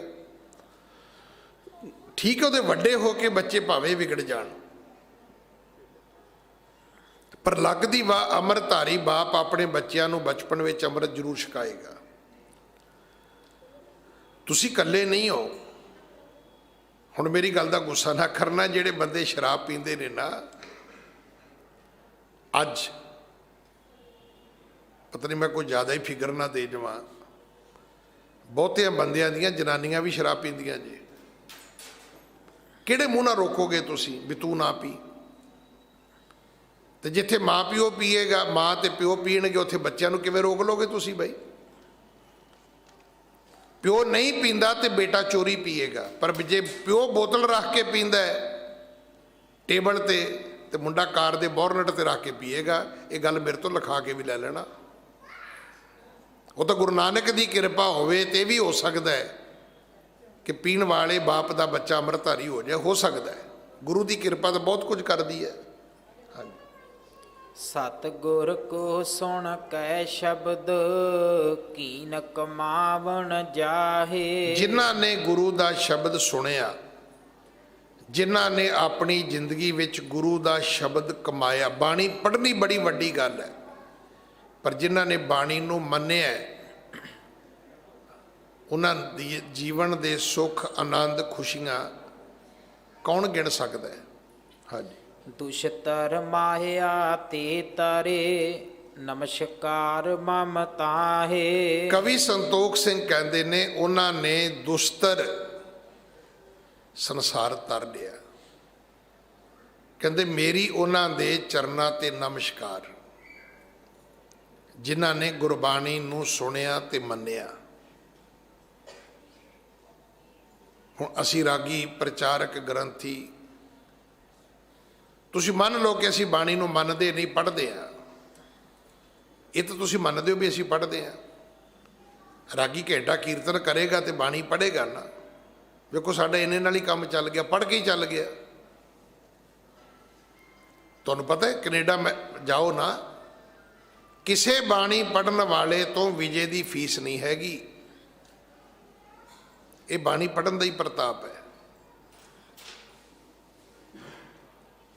ਮੈਂ 2006 ਚ ਅਮਰੀਕਾ ਗਿਆ। ਕਿਵੇਂ ਗਿਆ? ਮੈਂ ਬਾਣੀ ਪੜ੍ਹਦਾ ਸੀ, ਮੈਨੂੰ ਵੀਜ਼ਾ ਮਿਲ ਗਿਆ। ਮੈਂ ਤਾਂ ਨਹੀਂ ਕਿਹਾ ਵੀ ਮੈਂ ਘੁੰਮੀ ਕਰਨ ਚੱਲਿਆ, ਮੈਂ ਤਾਂ ਕਿਹਾ ਜੀ ਮੈਂ ਉੱਥੇ ਪ੍ਰੋਗਰਾਮ ਤੇ ਚੱਲਿਆ, ਮੈਨੂੰ ਵੀਜ਼ਾ ਮਿਲ ਗਿਆ। ਫਿਰ ਮੈਨੂੰ R1 ਵੀ ਮਿਲ ਗਿਆ ਕਿ ਮੈਂ ਗੁਰਦੁਆਰੇ ਵਿੱਚ ਬਾਣੀ ਪੜ੍ਹਦਾ ਸੀ। ਤੁਸੀਂ ਮੰਨ ਲਓ ਕਿ ਮੈਂ ਬਾਣੀ ਨਹੀਂ ਕਮਾਉਂਦਾ, ਮੈਂ ਪ੍ਰਕਾਸ਼ ਕਰਦਾ, ਮੈਂ ਸੁਖ ਆਸਨ ਕਰਦਾ, ਮੈਂ ਚੌਰ ਕਰਦਾ, ਮੈਂ ਬਾਣੀ ਪੜ੍ਹਦਾ, ਤੁਹਾਨੂੰ ਵੀ ਸੁਣਾਉਣਾ, ਇੰਨਾ ਕੰਮ ਤੇ ਮੈਂ ਕਰਦਾ ਹੀ ਹਾਂ ਨਾ। ਉਹਦਾ ਨਤੀਜਾ ਕੀ ਨਿਕਲਿਆ? ਮੈਨੂੰ ਵਰਕ ਪਰਮਿਟ ਮਿਲ ਗਿਆ। ਉਹਨੂੰ R1 ਕਹਿੰਦੇ ਨੇ ਗ੍ਰੰਥੀਆਂ ਦਾ ਜਿਹੜਾ ਵੀਜ਼ਾ ਹੁੰਦਾ ਹੈ, ਕੰਮ ਵਾਲਾ ਵੀਜ਼ਾ। ਤੁਸੀਂ ਸੁਣੋਗੇ ਕਿੰਨੇ ਦਿਨਾਂ 'ਚ ਮਿਲਿਆ ਮੈਨੂੰ? 14 ਦਿਨਾਂ 'ਚ। ਅਪਲਾਈ ਕਰਨ ਤੋਂ 14 ਦਿਨ ਬਾਅਦ ਮੇਰੀ ਅਪਰੂਵਲ ਆ ਗਈ। ਤੇ ਕਰਦਾ ਮੈਂ ਕੀ ਆ, ਮੈਂ ਬਾਣੀ ਪੜ੍ਹਦਾ। ਹੁਣ ਤੁਸੀਂ ਮੰਨ ਲਓ ਕਿ ਮੈਂ ਤਾਂ ਕਮਾਉਂਦਾ ਤਾਂ ਹੈ ਹੀ ਨਹੀਂ, ਮੈਂ ਝੂਠ ਵੀ ਬੋਲਦਾ, ਮੈਂ ਹੇਰਾ ਫੇਰੀ ਵੀ ਕਰਦਾ, ਚੋਰੀ ਚਕਾਰੀ ਵੀ ਕਰਦਾ, ਪਰ ਲੋਕਾਂ ਦੇ ਵਿੱਚ ਮੈਂ ਬਾਣੀ ਪੜ੍ਹਦਾ ਸੀ। ਇਹੀ ਮੈਂ ਅਮਰੀਕਾ ਦੀ ਇਮੀਗ੍ਰੇਸ਼ਨ ਨੂੰ ਲਿਖਿਆ ਵੀ ਮੈਂ ਬਾਣੀ ਪੜ੍ਹਦਾ, ਮੈਂ ਗ੍ਰੰਥੀ ਸਿੰਘ ਆ। ਉਹਨਾਂ ਮੈਨੂੰ ਵਰਕ ਪਰਮਿਟ ਦੇ ਦਿੱਤਾ। 28 ਮਹੀਨੇ ਮੈਂ ਉੱਥੇ ਰਿਹਾ, ਗਿਣ ਕੇ 24 ਮਹੀਨਿਆਂ ਦਾ ਉਹਨਾਂ ਦਾ ਲੌਕਿੰਗ ਪੀਰੀਅਡ ਹੈ ਕਿ 24 ਚੈੱਕ ਤਨਖਾਹ ਦੇ ਤੁਹਾਡੇ ਚਾਹੀਦੇ ਨੇ ਤੇ ਫਿਰ ਤੁਸੀਂ ਗ੍ਰੀਨ ਕਾਰਡ ਅਪਲਾਈ ਕਰ ਸਕਦੇ ਹੋ। ਉਹ ਸਮਾਂ ਵੀ ਆ ਗਿਆ। 24 ਮਹੀਨਿਆਂ ਬਾਅਦ ਤੁਸੀਂ ਸੁਣੋਗੇ 15 ਦਿਨਾਂ ਬਾਅਦ ਮੈਂ ਅਪਲਾਈ ਕੀਤਾ ਤੇ ਉਹਨਾਂ ਨੇ ਮੈਨੂੰ ਅਮਰੀਕਾ ਦੇ ਕਾਨੂੰਨ ਵਿੱਚ ਐਜ ਇੱਕ ਪ੍ਰੀਸਟ ਮੈਨੂੰ ਉਹਨਾਂ ਨੇ ਪ੍ਰਵਾਨ ਕਰ ਲਿਆ ਵੀ ਤੂੰ ਵਾਕਈ ਪ੍ਰੀਸਟ ਹੈ ਕਿ ਤੂੰ 24 ਮਹੀਨੇ ਗੁਰਦੁਆਰੇ 'ਚ ਨੌਕਰੀ ਕੀਤੀ ਹੈ। ਹੁਣ ਮੈਂ ਕੁਆਲੀਫਾਈ ਹੋ ਗਿਆ ਗ੍ਰੀਨ ਕਾਰਡ ਲਈ, ਮੈਡੀਕਲ ਹੋਇਆ, ਇਹਨੇ 'ਚ ਬੱਚੇ ਵੀ ਅਮਰੀਕਾ ਚਲੇ ਗਏ। ਮੈਂ ਫਿਰ ਅਪਲਾਈ ਕੀਤਾ, 15 ਦਿਨਾਂ ਬਾਅਦ ਮੇਰੇ ਗ੍ਰੀਨ ਕਾਰਡ ਆ ਗਏ। ਹੁਣ ਇਸ ਤੋਂ ਵੱਡੀ ਸ਼ਬਦ ਦੀ ਕਿਹੜੀ ਕਰਾਮਾਤ ਹੁੰਦੀ ਉਹ ਤੁਸੀਂ ਦੱਸ ਦਿਓ। 28 ਮਹੀਨਿਆਂ ਬਾਅਦ ਮੈਂ ਇੰਡੀਆ ਵਾਪਸ ਆ ਗਿਆ ਸੀ 4 ਗ੍ਰੀਨ ਕਾਰਡ ਲੈ ਕੇ। ਸਿਰਫ ਬਾਣੀ ਪੜ੍ਹੀ ਹੈ। ਤੇ ਜੇ ਮੈਂ ਬਾਣੀ ਕਮਾਉਂਦਾ ਤੇ ਹੋ ਸਕਦਾ ਮੈਂ ਪਰਮਾਤਮਾ ਨਾਲ ਵੀ ਇੱਕ ਮਿਕਤਾ ਪਾ ਲੈਂਦਾ। ਕਵੀ ਸੰਤੋਖ ਸਿੰਘ ਕਹਿੰਦਾ ਵੀ ਜਿਸ ਸਿੱਖ ਨੇ ਬਾਣੀ ਪੜ੍ਹੀ, ਜਿਸ ਸਿੱਖ ਨੇ ਬਾਣੀ ਕਮਾਈ, ਕਹਿੰਦਾ ਮੈਂ ਉਹਦੇ ਪੈਰਾਂ ਤੇ ਮੱਥਾ ਟੇਕਦਾ। ਬਾਣੀ ਨੂੰ ਕਮਾਉਣਾ ਬਹੁਤ ਵੱਡੀ ਬਖਸ਼ਿਸ਼ ਹੈ। ਬਾਣੀ ਨੂੰ ਪੜ੍ਹਨਾ ਵੀ ਘੱਟ ਨਹੀਂ ਹੈ। ਆ ਜਿੰਨੇ ਰਾਗੀ ਪ੍ਰਚਾਰਕ ਰੋਜ਼ ਜਹਾਜ਼ ਦੇ ਜਹਾਜ਼ ਭਰੇ ਤੁਰੇ ਜਾਂਦੇ ਨੇ। ਕੋਈ ਕਹਿੰਦਾ ਜੀ ਮੈਂ ਪਾਠ ਕਰਦਾ, ਕੋਈ ਕਹਿੰਦਾ ਜੀ ਮੈਂ ਕੀਰਤਨ ਕਰਦਾ, ਕੋਈ ਕਹਿੰਦਾ ਜੀ ਮੈਂ ਢਾਡੀ ਹਾਂ, ਕੋਈ ਕਹਿੰਦਾ ਮੈਂ ਰਾਗੀ ਹਾਂ। ਉਹ ਕਹਿੰਦੇ ਆ ਲਓ, ਤੇ ਬਾਕੀਆਂ ਨੂੰ 100 ਝੂਠ ਬੋਲਣਾ ਪੈਂਦਾ। ਲੋਕ ਸਕੀਆਂ ਭੈਣਾਂ ਨਾਲ ਵਿਆਹ ਕਰਾ ਕੇ ਵੀ ਗਏ ਨੇ। ਇੰਨਾ ਵੀ ਕੁਫਰ ਤੋਲਿਆ ਲੋਕਾਂ ਨੇ। ਚਾਚੀਆਂ ਉੱਥੇ ਆਪਣੇ ਚਾਚੇ ਤੋਂ ਡਾਈਵੋਰਸ ਲੈ ਕੇ ਭਤੀਜਾ ਵਿਆਹ ਕੇ ਲੈ ਗਈਆਂ ਇੱਥੋਂ। ਇੱਦਾਂ ਵੀ ਲੋਕਾਂ ਨੇ ਪਾਪ ਕੀਤੇ ਨੇ। ਪਰ ਸ਼ਬਦ ਪੜ੍ਹਨ ਵਾਲੇ ਨੂੰ ਪਾਪ ਕਰਨਾ ਨਹੀਂ ਪਿਆ। ਕਿਸੇ ਰਾਗੀ ਨੂੰ, ਢਾਡੀ ਨੂੰ, ਪ੍ਰਚਾਰਕ ਨੂੰ, ਗ੍ਰੰਥੀ ਨੂੰ, ਪਾਠੀ ਨੂੰ। ਕੱਲ੍ਹ ਵੀ ਇੱਕ ਮੇਰਾ ਮਿੱਤਰ ਇੱਥੋਂ ਗਿਆ, ਮੈਂ ਉਹਨੂੰ ਪੁੱਛਿਆ, ਨਿਊਯਾਰਕ ਉਤਰਿਆ, ਮੈਂ ਕਿਹਾ ਤੈਨੂੰ ਪੁੱਛਿਆ ਉਹਨਾਂ ਨੇ ਕੁਝ? ਕਹਿੰਦਾ ਕੁਝ ਨਹੀਂ ਪੁੱਛਿਆ। ਹਾਲਾਂਕਿ ਉਹਨੂੰ ਪਾਠ ਵੀ ਥੋੜ੍ਹਾ ਆਉਂਦਾ ਹੈ, ਪਰ ਗਿਆ ਵਾਕਈ ਪਾਠ ਕਰਨਾ। ਉਹਨੇ ਕਿਹਾ ਜੀ ਮੈਂ ਪਾਠ ਕਰਦਾ। ਉਹਨੇ ਕਿਹਾ ਅੱਛਾ ਲਓ ਜਾਓ। ਇਹ ਕੀ ਹੈ? ਇਹ ਸ਼ਬਦ ਦੀ ਬਾਹਰੀ ਕਰਾਮਾਤ ਹੈ। ਇੱਥੇ ਤੁਸੀਂ ਵੇਖ ਲਓ, ਆ ਜਿੰਨੇ ਸੇਵਾਦਾਰ ਨੇ, ਤੁਸੀਂ ਇਹਨਾਂ ਦੀ ਤਨਖਾਹ ਪੁੱਛ ਕੇ ਵੇਖੋ ਕਿੰਨੀ ਹੈ। ਕਿਸੇ ਦੀ 8,000, 10,000, 11,000, 12,000, 15,000। ਕੀ ਬਣਦਾ 15,000 ਨਾਲ? ਪਰ ਤੁਸੀਂ ਇਹਨਾਂ ਨੂੰ ਪੁੱਛੋ ਵੀ ਤੁਸੀਂ ਭੁੱਖੇ ਮਰਦੇ ਹੋ? ਉਹ ਕਹਿਣਗੇ ਨਹੀਂ। ਕਿਉਂ ਨਹੀਂ ਮਰਦੇ? ਕੋਈ ਸਿੱਖ ਕੱਪੜੇ ਦੇ ਜਾਂਦਾ ਹੈ। ਕਿਉਂ?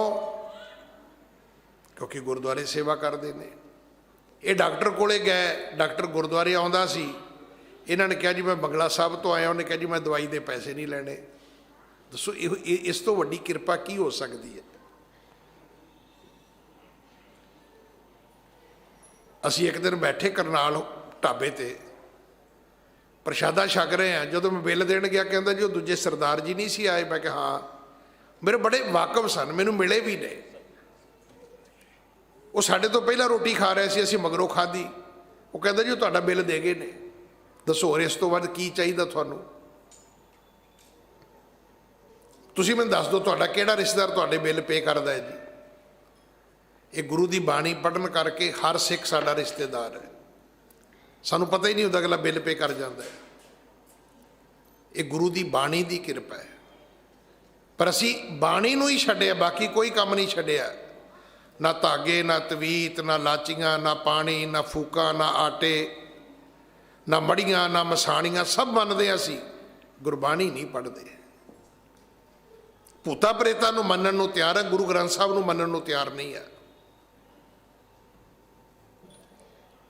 ਮੜੀਆਂ ਤੇ ਜਾ ਕੇ ਦੀਵਾ ਜਗਾਉਣ ਲਈ ਤਿਆਰ ਹਾਂ, ਗੁਰਦੁਆਰੇ ਜਾ ਕੇ ਮੱਥਾ ਟੇਕਣ ਲਈ ਤਿਆਰ ਨਹੀਂ ਹੈ। ਇਹ ਬਦਕਿਸਮਤੀ ਹੈ ਸਾਡੀ। ਹਾਂਜੀ। ਸ਼੍ਰੀ ਅੰਗਦ ਸੁਣ ਕਥਾ ਅਗਾਰੀ, ਬੈਠੇ ਪ੍ਰਭ ਧਰਮਸ਼ਾਲ ਮਜਾਰੀ। ਹੇ ਗੁਰੂ ਅੰਗਦ ਸਾਹਿਬ, ਅਗਲੀ ਕਥਾ ਸੁਣੋ। ਜਿਹੜੀ ਕਥਾ ਤੁਸੀਂ ਇੱਥੇ ਬਹਿ ਕੇ ਸੁਣ ਰਹੇ ਹੋ ਨਾ, ਇਸ ਪੋਥੀ ਦੇ ਮੁਤਾਬਕ ਇਹ ਕਥਾ ਗੁਰੂ ਅੰਗਦ ਸਾਹਿਬ ਨੇ ਖੁਦ ਸੁਣੀ ਹੈ। ਗੁਰੂ ਅੰਗਦ ਸਾਹਿਬ, ਅਗਲੀ ਕਥਾ ਸੁਣੋ। ਗੁਰੂ ਨਾਨਕ ਸਾਹਿਬ ਬੈਠੇ ਨੇ ਸੰਗਤ ਵਿੱਚ। ਕਿੱਥੇ? ਕਰਤਾਰਪੁਰ ਸਾਹਿਬ, ਜਿਹੜਾ ਅੱਜ ਕੋਰੀਡੋਰ ਖੁੱਲ ਰਿਹਾ। ਕੱਲ ਤੋਂ ਸੰਗਤਾਂ ਦਰਸ਼ਨ ਕਰਨ ਜਾਣਗੀਆਂ। ਸ਼ਾਇਦ ਮੇਰੇ ਖਿਆਲ ਰਾਤੀ ਜਥਾ ਜਾਣਾ ਹੈ ਪਹਿਲਾਂ, ਜੋ ਮੈਨੂੰ ਪਤਾ ਲੱਗਿਆ 11:30 ਵਜੇ ਰਾਤੀ ਕੁਝ ਸਿੱਖ ਅੱਜ ਇੰਟਰ ਕਰਨਗੇ ਕਰਤਾਰਪੁਰ ਸਾਹਿਬ ਵਾਸਤੇ। ਇੱਥੇ 18 ਸਾਲ ਗੁਰੂ ਜੀ ਨੇ ਖੇਤੀ ਕੀਤੀ ਹੈ।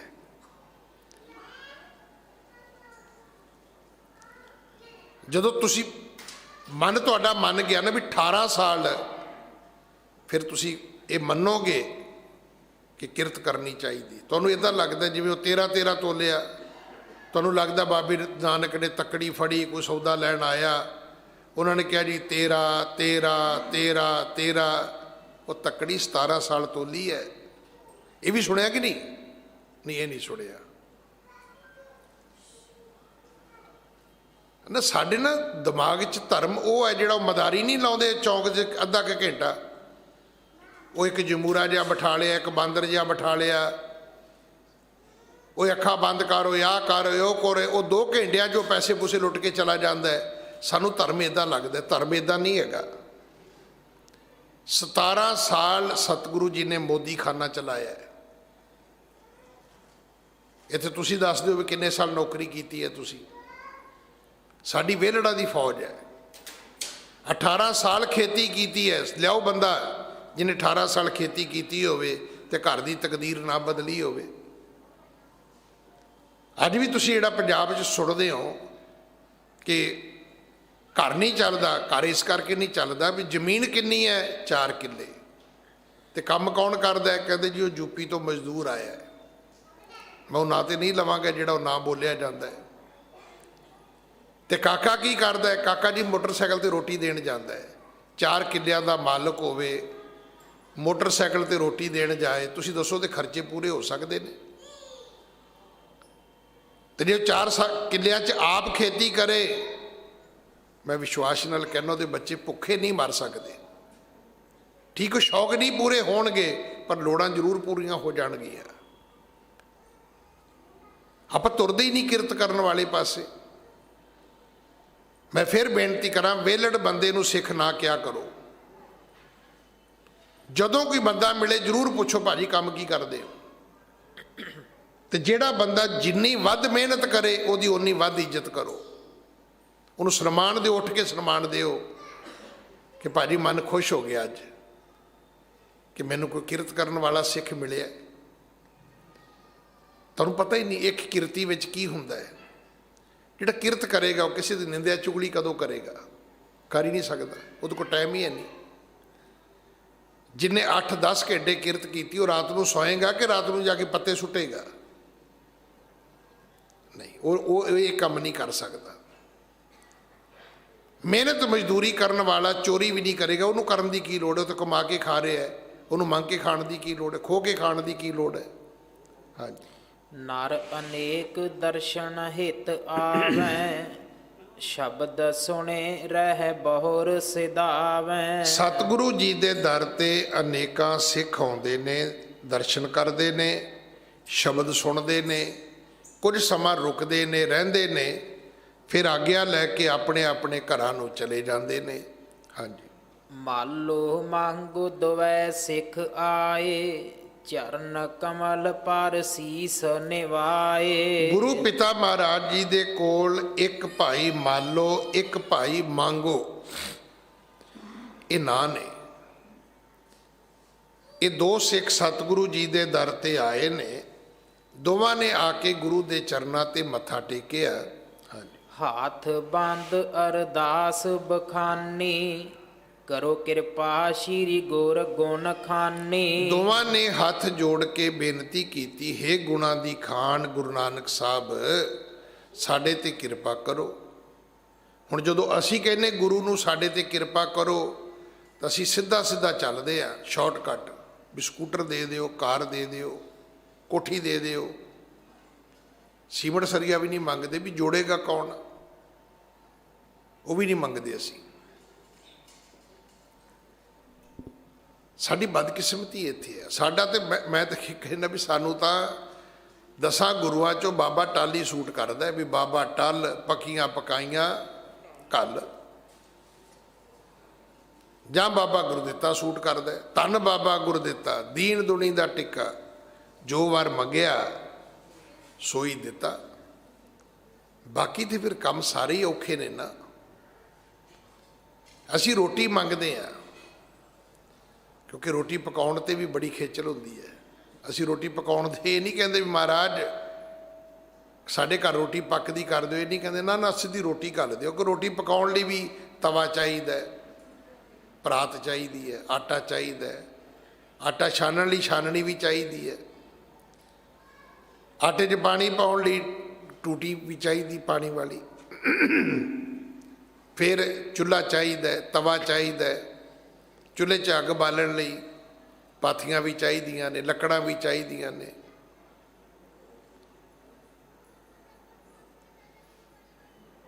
ਮੇਰੇ ਬਜ਼ੁਰਗ ਨਾਨੀ ਜੀ ਮਾਤਾ ਜੀ ਕਹਿੰਦੇ ਹੁੰਦੇ ਸੀ, ਕਹਿੰਦੇ ਪੁੱਤਰ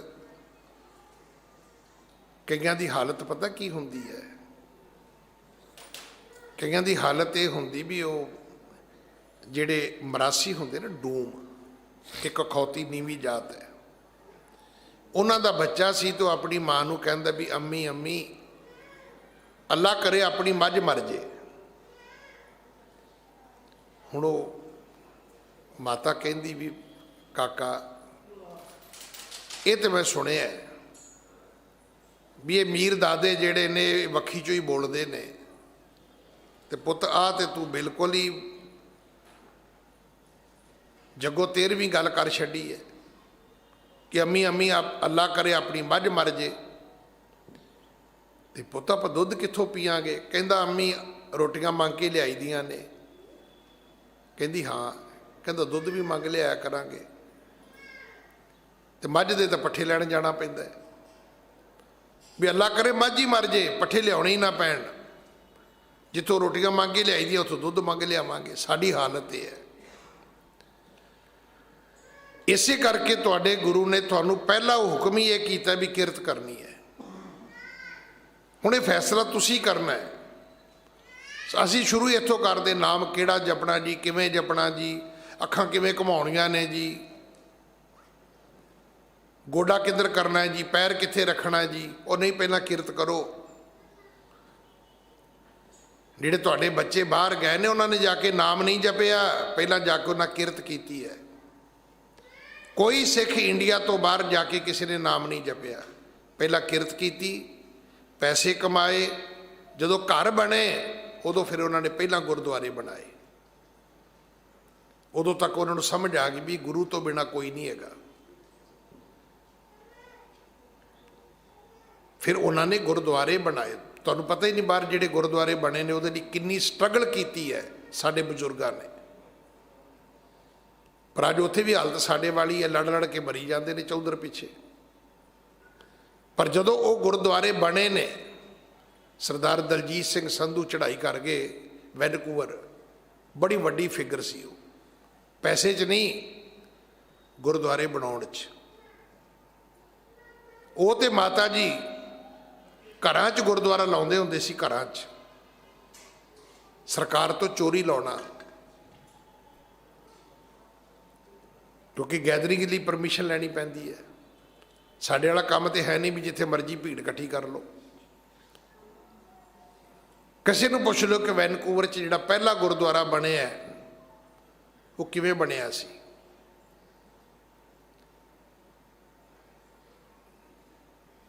ਪਰ ਕਦੋਂ ਬਣਿਆ? ਜਦੋਂ ਰੋਟੀ ਖਾਣ ਜੋਗੇ ਹੋ ਗਏ। ਇੱਥੋਂ ਜਾ ਕੇ ਉਹਨਾਂ ਗੁਰਦੁਆਰੇ ਨਹੀਂ ਬਣਾਏ, ਪਹਿਲਾਂ ਜਾ ਕੇ ਕਿਰਤਾਂ ਕੀਤੀਆਂ ਨੇ। ਸਭ ਤੋਂ ਵੱਡਾ ਕੰਮ ਹੀ ਉੱਥੇ ਲੱਕੜ ਦਾ ਹੁੰਦਾ ਸੀ, ਆਰੇ ਹੁੰਦੇ ਸੀਗੇ। ਪੁੱਛੋ ਕਿੰਨੇ ਕਿੰਨੇ ਮਣ ਦੀ ਲੱਕੜ ਚੁੱਕਦੇ ਹੁੰਦੇ ਸੀ ਬਜ਼ੁਰਗ ਤੁਹਾਡੇ। ਹੁਣ ਤੇ ਮੇਰੇ ਵਰਗਾ ਜਾਵੇ ਜੋ ਉੱਥੇ ਗੁਰਦੁਆਰੇ ਬੜੇ ਵੱਡੇ ਨੇ, ਇਹ ਗੁਰਦੁਆਰੇ ਉਹਨਾਂ ਨੇ ਵੱਡੇ ਬਣਾਏ ਨੇ ਜਿਨ੍ਹਾਂ ਨੇ ਪਹਿਲਾਂ ਕਾਰਖਾਨਿਆਂ ਵਿੱਚ ਜਾ ਕੇ ਲੱਕੜਾਂ ਚੁੱਕੀਆਂ ਨੇ, ਚੀਰੀਆਂ ਨੇ, ਕਈਆਂ ਨੇ ਆਪਣੇ ਹੱਥ ਬਾਂਹ ਵੀ ਚਰਵਾ ਲਏ ਸੀ। ਉਦੋਂ ਇਹਨਾਂ ਸੇਫਟੀ ਵਾਸਤੇ ਬਹੁਤਾ ਕੁਝ ਨਹੀਂ ਸੀ ਹੁੰਦਾ। ਹਾਂਜੀ। ਨਿਜ ਮੁਖ ਸੋਹ ਉਪਦੇਸ਼ ਕਰੀਜੈ, ਜਿਹਤ ਜਨਮ ਮਰਨ ਕੱਟ ਦੀਜੈ। ਸਿੱਖ ਆਏ ਨੇ ਕਿਹਾ ਮਹਾਰਾਜ ਕਿਰਪਾ ਕਰੋ। ਅਸੀਂ ਕਿਰਪਾ ਸਿੱਧਾ ਸਮਾਨ ਹੀ ਮੰਗਦੇ ਆ, ਮਟੀਰੀਅਲ। ਕਦੇ ਪਹਿਲਾਂ ਘਰ ਧੀ ਆਉਂਦੀ ਸੀ ਨਾ, ਬੇਟਾ ਵਿਆਹ ਕੇ ਨੂੰਹ ਲੈ ਕੇ ਆਉਂਦਾ ਸੀ ਤੇ ਸੱਸ ਕੱਚੀ ਲੱਸੀ ਵਿੱਚ ਉਹਦੇ ਪੈਰ ਧੋਂਦੀ ਸੀ।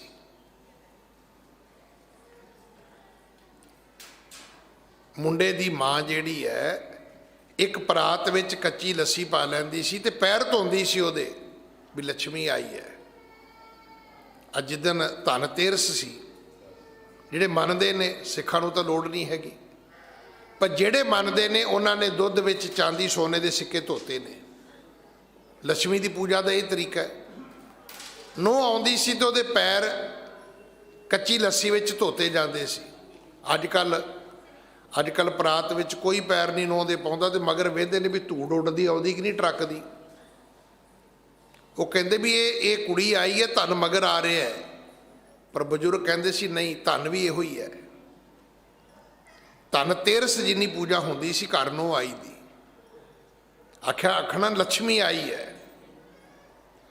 ਹੁਣ ਧੀ ਆਵੇ ਤਾਂ ਉਹਦਾ ਮਾਰ ਦਿੰਦੇ ਨੇ, ਕਹਿੰਦੇ ਲక్ష్ਮੀ ਨਹੀਂ ਚਾਹੀਦੀ, ਉਹ ਦੂਜੀ ਠੀਕ ਹੈ ਜਿਹੜੀ ਮੁੰਡਾ ਲੈ ਕੇ ਆਏਗਾ। ਕਿਉਂਕਿ ਮਗਰ ਮਟੀਰੀਅਲ ਦਾ ਟਰੱਕ ਆਏਗਾ ਨਾ, ਟਰਾਲੀਆਂ ਭਰੀਆਂ ਆਉਣਗੀਆਂ। ਪਹਿਲਾਂ ਲੋਕਾਂ ਦੇ ਘਰ ਧੀ ਆਉਂਦੀ ਸੀ ਤੇ ਕਹਿੰਦੇ ਸੀ ਲక్ష్ਮੀ ਆਈ। ਉਹ ਕਹਿੰਦੇ ਨਹੀਂ ਇਹ ਨਹੀਂ ਚਾਹੀਦੀ, ਇਹਨੂੰ ਮਾਰ ਦਿਓ। ਕਿਹੜੀ ਚਾਹੀਦੀ? ਜਿਹੜੀ ਮੁੰਡਾ ਵਿਆਹ ਕੇ ਲਿਆਏਗਾ, ਉਹ ਲక్ష్ਮੀ ਚਾਹੀਦੀ ਹੈ।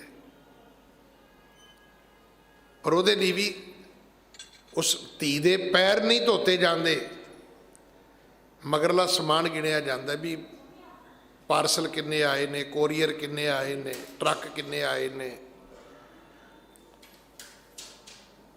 ਇਹਨਾਂ ਸਿੱਖਾਂ ਨੇ ਕਿਹਾ ਮਹਾਰਾਜ ਕਿਰਪਾ ਕਰੋ। ਹੁਣ ਜਦੋਂ ਤੁਸੀਂ ਅੱਜ ਤੋਂ ਬਾਅਦ ਅਰਦਾਸ ਕਰਨੀ, ਉਦੋਂ ਫਿਰ ਚੀਜ਼ਾਂ ਨਹੀਂ ਜੇ ਮੰਗਣੀਆਂ। ਭਾਈ ਮੰਗੋ ਭਾਈ ਮਾਲੂ ਵਾਂਗੂ ਆਖਿਓ ਜੇ, ਨਿਜ ਮੁਖ ਸੋਂ ਉਪਦੇਸ਼ ਕਰੀਜੈ। ਮਹਾਰਾਜ ਕਿਰਪਾ ਕਰ ਦਿਓ। ਸਤਿਗੁਰੂ ਕਹਿੰਦੇ ਦੱਸੋ ਕੀ ਕਿਰਪਾ ਚਾਹੀਦੀ ਤੁਹਾਨੂੰ? ਕਹਿੰਦੇ ਜੀ ਆਪਣੇ ਮੁਖ ਤੋਂ ਉਪਦੇਸ਼ ਦਿਓ। ਉਪਦੇਸ਼ ਕੀ ਚਾਹੀਦਾ ਹੈ? ਜਿਹ ਤੇ ਜਨਮ ਮਰਨ ਕੱਟ ਦੀਜੈ, ਜਿਹਦੇ ਨਾਲ ਜੰਮਣਾ ਵੀ ਮੁੱਕ ਜਾਏ ਤੇ ਮਰਨਾ ਵੀ ਮੁੱਕ ਜਾਏ। ਅਮੂਮਨ ਤੁਸੀਂ ਅਰਦਾਸ ਪਤਾ ਕੀ ਕਰਾਉਂਦੇ ਹੋ? ਗਿਆਨੀ ਜੀ ਲੰਬੀ ਉਮਰ ਦੀ ਅਰਦਾਸ ਕਰ ਦਿਓ। ਵੇਖੋ ਪਹਿਲੀ ਗੱਲ ਤੇ ਮੇਰਾ ਖਿਆਲ ਤੇ ਵੀ ਅਰਦਾਸ ਮੇਰੇ ਵਰਗੇ ਦੀ ਕੀ ਸੁਣੀ ਜਾਣੀ ਹੈ।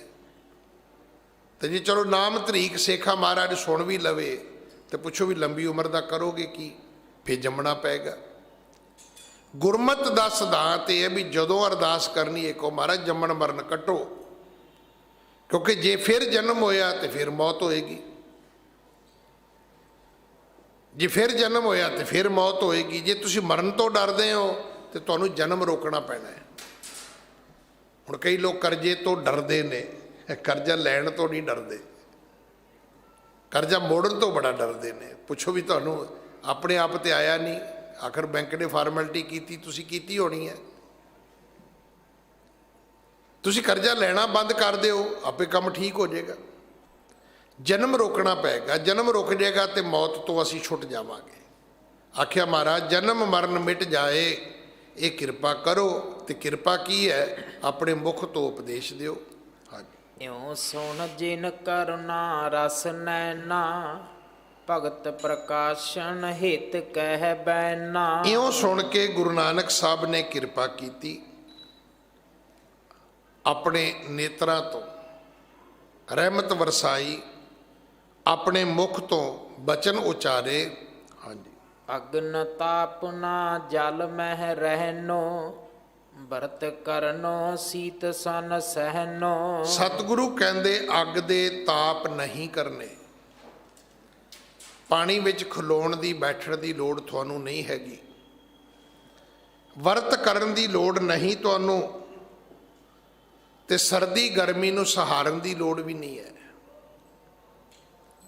ਹੁਣ ਜਿਹੜੇ ਬੰਦੇ ਨੰਗੇ ਤੁਰੇ ਫਿਰਦੇ ਨੇ ਉਹਨਾਂ ਨੂੰ ਗਰਮੀ ਵੀ ਉਹਨਾਂ ਦੀ ਸਕਿਨ ਸਾੜਦੀ ਹੈ, ਪਤਾ ਤੁਹਾਨੂੰ। ਹੁਣ ਜਿਹੜੇ ਬੰਦੇ ਛਤਰੀ ਲੈ ਕੇ ਗਰਮੀ 'ਚ ਤੁਰਦੇ ਨੇ, ਕਿਉਂ ਤੁਰਦੇ ਨੇ?